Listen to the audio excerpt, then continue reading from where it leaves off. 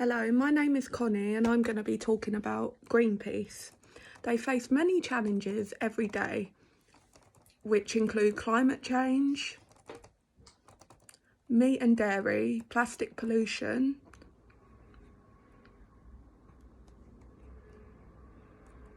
ocean sanctuaries, oil drilling and pipelines, palm oil and renewable energy. One of the most important challenges they face, in my opinion, is climate change.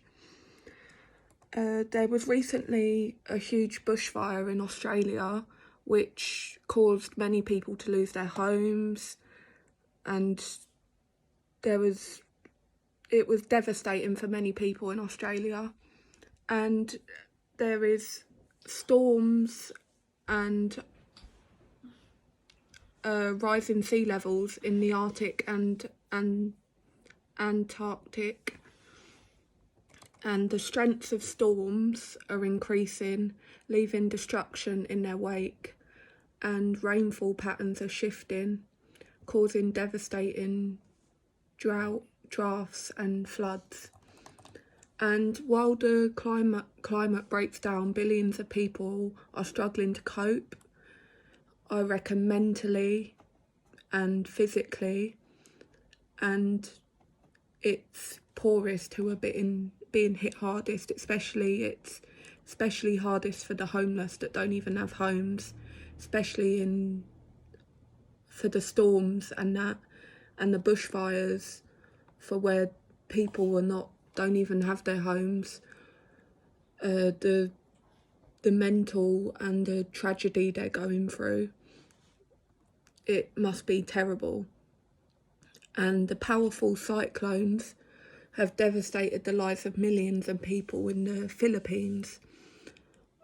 The amount of forest fires in Russia and Europe that have covered cities in thick, polluting smoke, and closer to home, catastrophic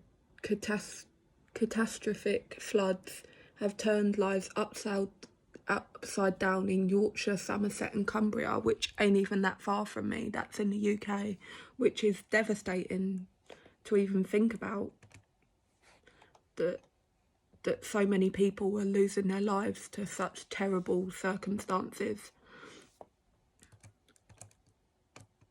In my opinion, the media need to coverage this a lot, because every day people are losing their lives, especially in this pandemic now with the coronavirus and the lockdown. It's mentally hard for people, including me, that can't see their friends or all their family, and it's devastating, especially for people that have flats with their kids and they can't go out hardly, and all they have is a balcony, which ain't that much. Like, I'm lucky to have what I have, like garden, and that I can go out. Like, I go out daily one time or twice a day just for a walk to clear my head, especially like I need it, especially when my anxiety's getting sky high. I need to go out and see the world and see what it is, because I forget about it sometimes. And what is responsible for these bushfires and everything are the fossil fuels, in my opinion, which is the main problem. It's released carbon dioxide and other greenhouse gases, which were locked deep within the earth and its atmosphere. And the carbon dioxide has rocketed, which means it's gone sky high, and it's caused thousands of people to die.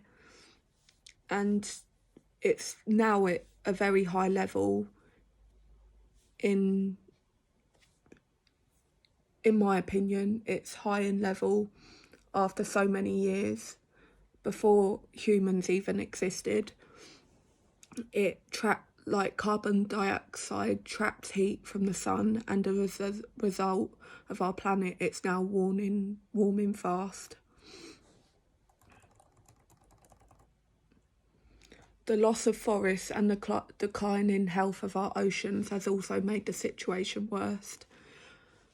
The forests and oceans play vitally important roles in regulating our climate.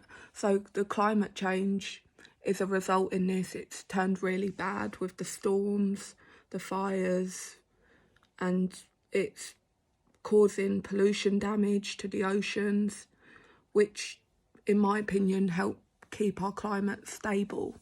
And without that, it's just slowly and highly getting worse and worse.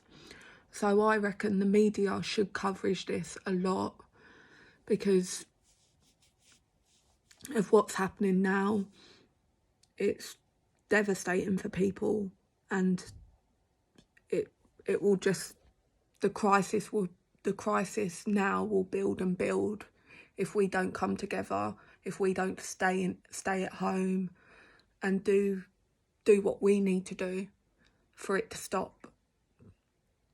And in my opinion, which I've coveraged in the press release that I did, that climate change has severely got worse and worse over the years, and that media and people that do the media need to, especially the PR, they need to address this in more severe circumstances, because so many people have died and it's not going to get any better if nothing's done about it. So that's my opinion, and I hope you're keeping all safe and well. Peace.